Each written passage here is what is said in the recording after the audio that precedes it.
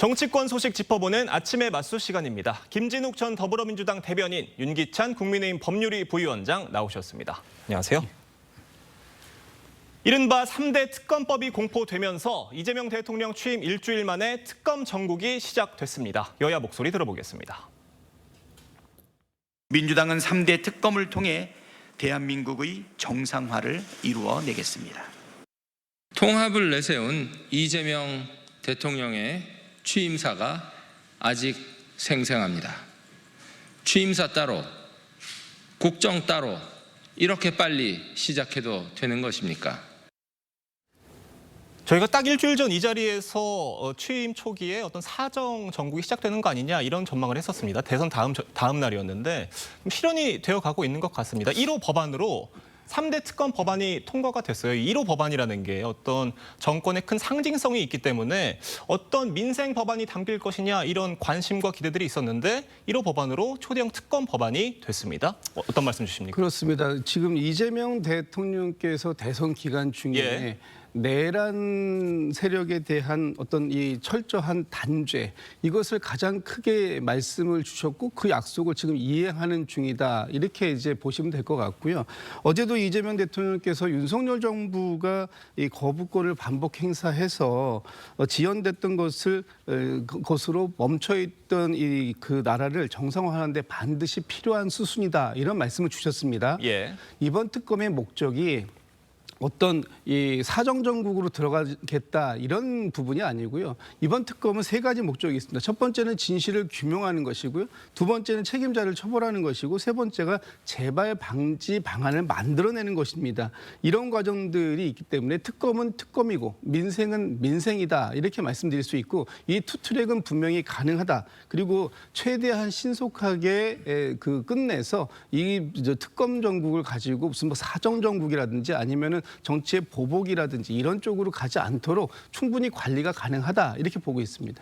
그러니까 민생은 민생이고 특검은 특검이다 이런 말씀이신데 이번 3대 특검법 규모를 따져보면 파견 검사만 120명에 달하고요. 수사 인력이 550여 명에 달한다고 합니다. 이게 인천지검 규모랑 맞먹는 숫자라고 하더라고요. 인천지검이라는 게 국내에 있는 어떤 지방 검찰청 규모 중에 2위입니다. 서울중앙지검 다음으로 큰 규모라 이런 정도의 수사 인력이 특검으로 빠져나가면 어떤 민생 범죄를 다루는데도 좀 차질이 있지 않겠냐 이런 우려도 있어요.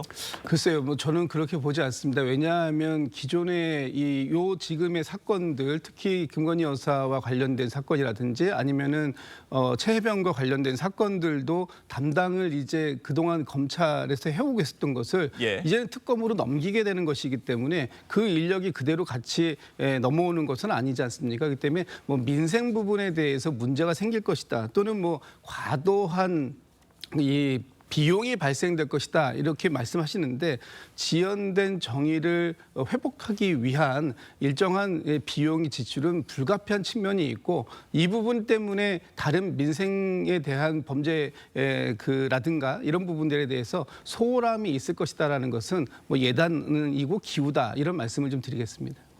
윤기찬 부위원장님 어떻게 평가하십니까? 그러니까 이재명 정권의 1호 법안으로 3대 특검 법안이 통과가 됐습니다. 어떻게 보세요? 저는 이 특검 말씀 주신 여러 가지 그 목적에 하나도 부합하는 게 없다라고 생각을 해요. 물론 이제 뭐 재발 방지를 위한 제도 마련은 필요하죠. 그 제도 마련이라는 것은 이제 국회에서 법안 등을 통해서 마련하는 것이고 국회에서 행정권이 원래 갖고 있는 수사권까지 독점해서 하기에는 앞뒤가 안 맞는다는 부분이 있어요. 그러니까 이건 정치보복 이상 이하도 아니라고 생각이 되고요. 그러니까 이 특검이 출범하는 경우는 첫 번째 기존 수사기관에 수사 의지가 없는 경우 뭐 지금은 기존 수사기관에 수사 의지가 없다고 보기 어려워요. 그다음 기존 수사기관에 수사 능력이 없는 경우 만약에 기존 수사기관에 수사 능력이 없다면 검찰 200명씩 빼다가 할 이유가 없잖아요. 그러니까 이건 수사 능력은 인정하는 부분이고 그다음에 이제 정치적 중립을 보장하지 못하는 경우인데 정치적 중립을 보장하지 못하는 경우가 아니잖아요. 오히려 보장하지 못하는 방법으로 특검을 하고 있잖아요. 그러니까 이게 전부 다 앞뒤가 안 맞고 결국은 뭐냐면 기존 수사기관에 더해서 사실은 적폐청산 시즌2를 시작하는데 대단히 잔인하게 시작을 한다. 이건 전 잔인하다고 평가할 수밖에 없어요. 왜냐하면 기존의 그 어떤 특검보다도 3개의 특검을 동시에 하는데 3개의 특검 규모 전체가 다 역대급이에요. 자, 이런 경우는 본 적이 없습니다. 그리고 그 특검 안에 들어있는 16, 11, 7가지 이런 범죄 혐의들, 수사 범죄 혐의들을 보면 이미 기존에 했던 내용들을 그대로 답습하고 있어요. 거기에 추가로 들어간 것은 윤 전 대통령에 대한 외환, 그다음에 이제 들어간 것이 국민의힘에 대한 수사 가능성 있는 혐의예요. 예컨대 계엄 해제 요구 결의를 기타 방법으로 방해한 경우, 이거 국민의힘을 겨냥하는 거고요. 그다음에 김건희 특검법 내에 있는 명태균 관련해서 공천 개입 여부, 이것도 국민의힘과 연관되는 부분이죠. 이 전체에 대해서 이미 수사를 하고 있고, 그다음에 이재명 대통령께서 취임한 이후기 때문에 각종 수사기관에 대해서 사실 이 수사기관이 이재명 대통령의 뜻과 반대로 간다는 이런 걸 상상할 수가 없잖아요. 그다음에 서울중앙지검장 사표냈죠. 4차장 사표냈습니다. 이 4차장 인지수사부서를 다루는데요. 그렇다면 그 어느 누구 때문에 이게 된 거죠? 그다음에 법무부 장관의 검사 징계권도 만들겠다는 거예요. 인사권에 개입하겠다는 거죠. 그렇다면 과연 검찰이 독립적으로 오히려 뭐 야당을 위해서 수사를 할까요? 저는 개인적으로 이런 지금은 검찰의 편향적인 수사 가능성마저 제기되는 이런 상황에서 여당 편향적인 특수부 검사까지 빼가서 국회에서 수사를 하겠다. 저는 글쎄요, 좀 상당히 우려가 되는 사안이죠. 지금 말씀해 주신 이런 부분 외에도 이 부분도 논란입니다. 특검 추천을 범여권에서만 할 수 있게 지금 법안이 만들어져 있는데 내용을 보니까 그러니까 교섭단체 중에는 윤석열 전 대통령이 포함된 적이 있는 정당은 추천할 수가 없고 비교섭단체 중에는 의석수가 가장 많은 정당만 할 수 있게 해놔서 결국은 개혁신당도 배제가 된 거예요. 이 부분 어떻게 보십니까? 지금 윤석열 이 지금 세 개의 특검이 모두 다 윤석열 전 대통령과 관계가 있습니다. 직간접적으로. 첫 번째 내란 특검에 대해서는 당연히 내란 우두머리 혐의를 받고 있는 윤석열 전 대통령이 관계가 있는 것이고요.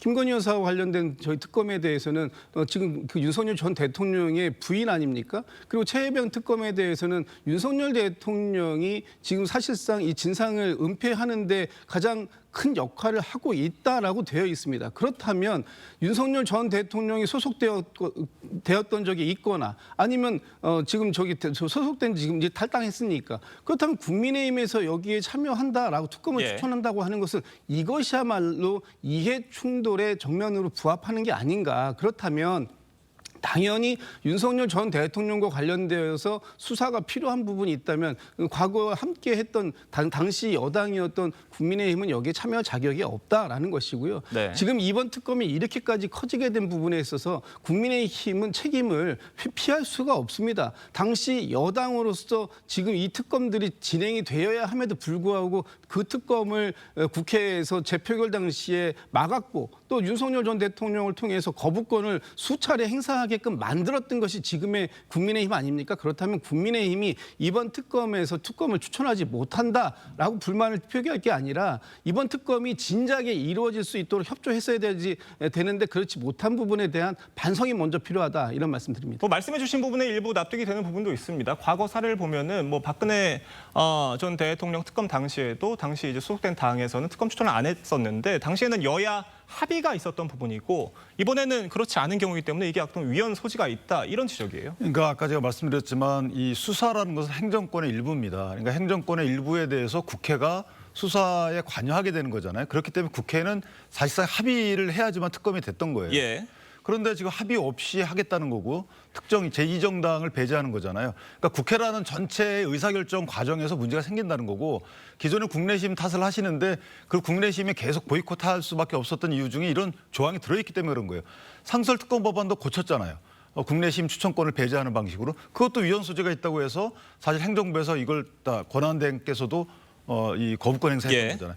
그렇게 위헌적 요소가 있는 법안을 만들어서 올렸기 때문에 국민의힘 입장에서 보면 어떻게 보면 거절할 수 있는 빌미를 줬다는 것이고 또 하나는 그땐 그때고 그때 적절성 여부는 그때 기준으로 판단하면 되는 것이고요. 지금은 정권이 바뀌었잖아요. 근데 왜 지금도 그렇게 하냐 이 말이죠. 지금 입장에서 보면 윤석열 전 대통령 탈당하셨어요. 그다음에 수사의 그 방향 자체가 국민의힘도 겨누고 있는 상황입니다. 그럼 오히려 더 합의를 거쳐야죠. 합의를 거치거나 또는 특검 추천에 있어서 불편부당이 없어야 되는 거 아니겠습니까? 근데 유독 딱 보면 진보 정당, 진보 성향의 정당만 추천권을 갖게 되는 거예요. 보수 성향의 정당은 추천권 안 줍니다. 그거 어떻게 생각할 수 있겠습니까? 이게 보수 성향의 정치권을 괴멸시키려고 하는 이런 목적을 가진 수사다라고 당연히 저희가 주장할 수밖에 없는 거죠. 그런 주장을 불식시키기 위해서라도 절차적 정당성이나 위헌성이 없는 법안을 만들었어야 되는데 오히려 그거에 대해서는 의도적인지 아니면 과실인지 모르겠지만 전혀 신경 안 쓰고 계시잖아요. 제가 좀 짧게만 두 가지만 반박드릴게요. 첫 번째는 이 특검법안을 왜 이렇게 만들었냐. 이렇게 안 만들자고 저희가 제3자 추천에 대해서도 얼마든지 협의가 가능하다. 그러니까 국민의힘에서 자체적인 특검 법안을 그럼 원하는 특검 법안을 제출해달라라고 수차례 얘기했음에도 불구하고 국민의힘에서 특검 법안 한 번이라도 발의한 적이 있습니까? 다른 건 모르겠습니다만 어쨌든 최혜병 특검법에 대해서라도 그렇다면은 반드시 진상 규명이 필요하다라고 국민의힘에서 얘기했고 추천 특검에 대해서 하겠다라고 그 한동훈 전 대표 시절에 약속까지 했었던 상황이었는데 특검법을 한 번이라도 발의한 적이 없었지 않습니까? 그렇기 때문에 저희 민주당이 다른 야당들과 당시에 함께해서 특검법안을 만들었다라는 부분을 말씀드리고 두 번째, 지금 시대가 바뀌었다. 이제는 이재명 대통령이 취임한 이후 아니냐라고 하시는데 분명하게 할 것은 이재명 대통령이 어제 국무회의에서 이 부분에 대해서 심의 의결한 부분은 맞습니다만 이 법안이 국회를 통과한 건 이미 이재명 대통령이 취임하기 이전에 저희가 야당 시절일 때 그때 이 법안은 이미 통과가 되어 있었다. 그런 부분들에 대해서 지금 같이 섞어가지고 얘기할 얘기는 아니다. 이런 말씀 좀 드립니다. 근데 이제 이게 문제예요. 뭐냐면 특검 법안이라는 것은 보충적이고 한시적인 거예요. 예. 이게 어떤 제도를 상설화하는 게 아니잖아요. 그렇다면 그 해당 시점에 맞는 특검 법안이 나와야 되는 거고 지금 대변인님 말씀처럼 그 당시에는 민주당 입장에서 보면 이 특검 법안이 필요했을 수도 있죠.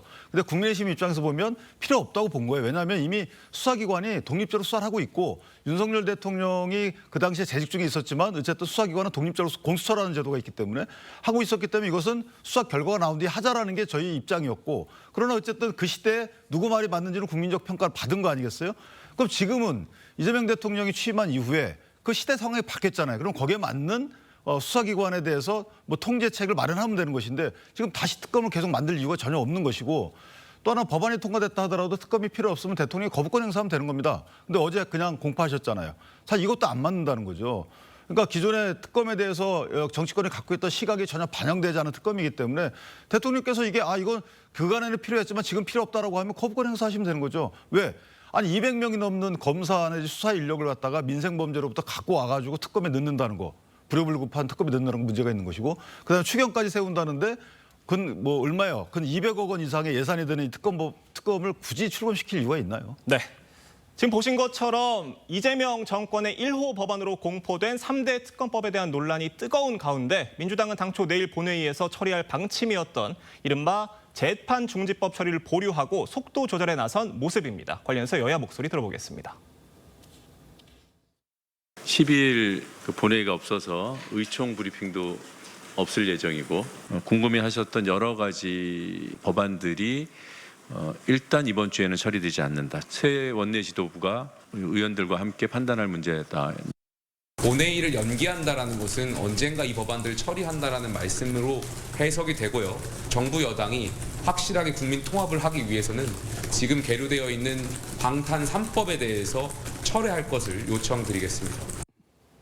지금 저희가 노종면 의원 말씀 들어봤는데 노종면 의원뿐 아니라 정청래 국회 법사위원장께서도 이 재판중지법에 대해서 우리는 그냥 간다. 법원에서 어떤 결정을 내리든 우리는 추진한다라는 취지로 얘기를 하셨었는데 지금 그 입장이 좀 180도 달라졌습니다. 이게 어떤 배경이 있는 게 아니냐 해석들 나오는데 어떻게 보세요? 뭐 180도 달라졌다라는 건 아니고요. 예. 일부 약간 선회가 있었던 건 사실입니다. 예. 왜냐하면은 이제 그 13일 날 민주당에서 원내대표 선거가 있고 16일 날은 국민의힘의 원내대표 선거가 있는데 이 전에 중요한 문제들을 빨리 정리를 해야 되겠다라는 것이 그 직전에 현재 지도부의 입장이었다면 이제 그 부분에 대해서 조금 더 여유를 가지고 새로운 지도부가 왔을 때 다시 한번 판단할 수 있는 여지를 남겨두자라는 쪽으로 이제 입장이 약간 좀 이제 선회가 됐다라는 부분이고요.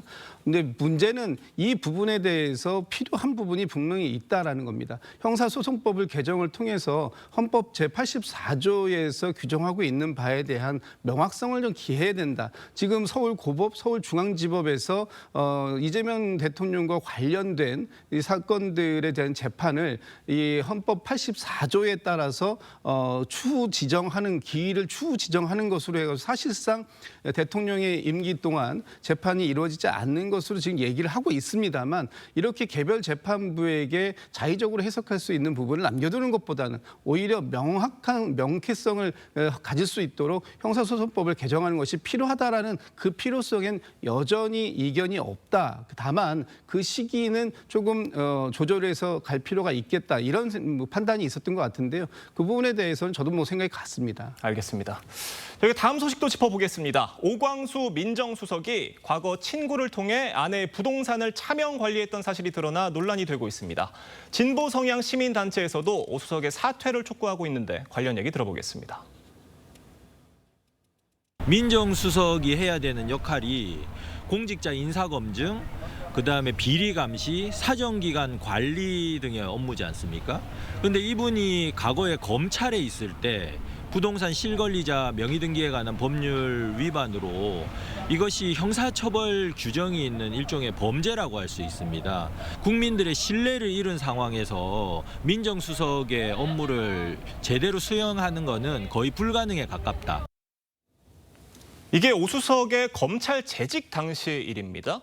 오 수석의 아내가 오 수석 친구한테 부동산을 팔았는데 그게 통상적인 거래가 아니었고 명의신탁이었다는 거예요. 이 명의신탁이라는 게 실정법 위반입니다. 이 형사처벌 대상인데 지금 대통령실에서는 일단 오 수석 임명 그대로 간다는 기류인 것 같아요. 어떻게 보십니까? 일단 오 수석도 이 부분에 대해서 본인 스스로 인정을 하고 있는 것 같습니다. 그래서 나온 반응이 이제 뭐 송구하고 부끄럽다, 본인의 과오가 있다 이렇게 이제 인정을 하고 있는데 이 부분에 대해서 지금 당시에 재산 신고에 누락되었던 부분에 대한 어떤 뭐 법적 책임 여부에 대해서는 좀 별개로 하고 일단 본인 스스로 이 부분을 인정하고 있다라는 부분은 좀 중요한 부분으로 받아들여야 될 텐데 이 부분에 대해서 일종 국민의 눈높이와 좀 다소 거리감이 있다라는 지적에 대해서 앞으로 어떻게 해야 될지에 대해서는 좀 또 지금 지켜볼 필요가 있을 것 같고요.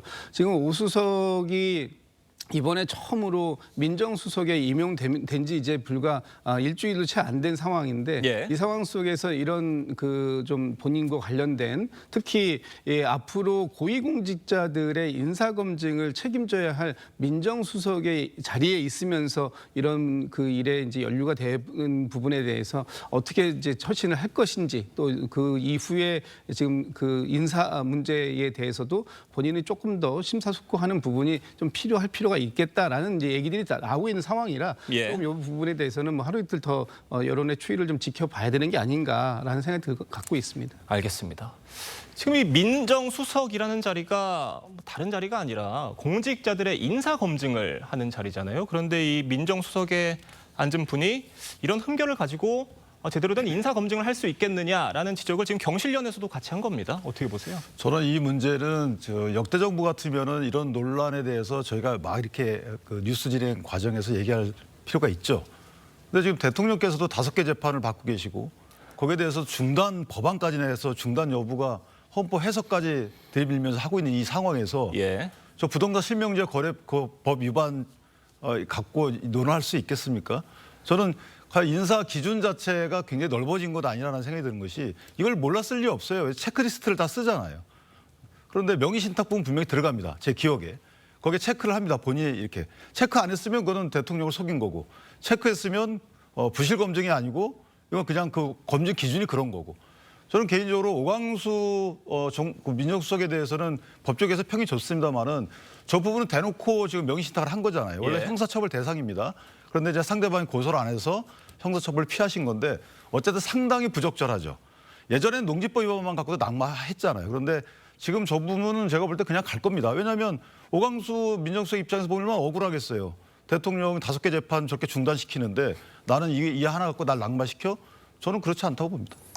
뭐 지금 현재 정권의 사정상 오 수석의 흠결이 역설적으로 상대적으로 좀 작아 보인다는 개인적인 평가도 좀 왜냐하면 대통령께서 실력 위주로 하신다는 의미는 예. 뭐 도덕적인 여러 가지 잣대보다는 실력 위주로 하겠다라는 말의 이면에는 도덕적인 잣대에 대한 사실은 이 평가 기준을 높이 할 수 없는 상황이다. 이 상황을 역설적으로 보여주신 게 아닌가 싶습니다. 알겠습니다. 지금 오수석 관련 추가 논란들도 제기가 되고 있는데 이 부분에 대해서 대통령실이 또 어떤 대응을 내놓을지 저희가 잘 지켜보도록 하겠습니다. 두 분 말씀 여기까지 듣겠습니다. 감사합니다.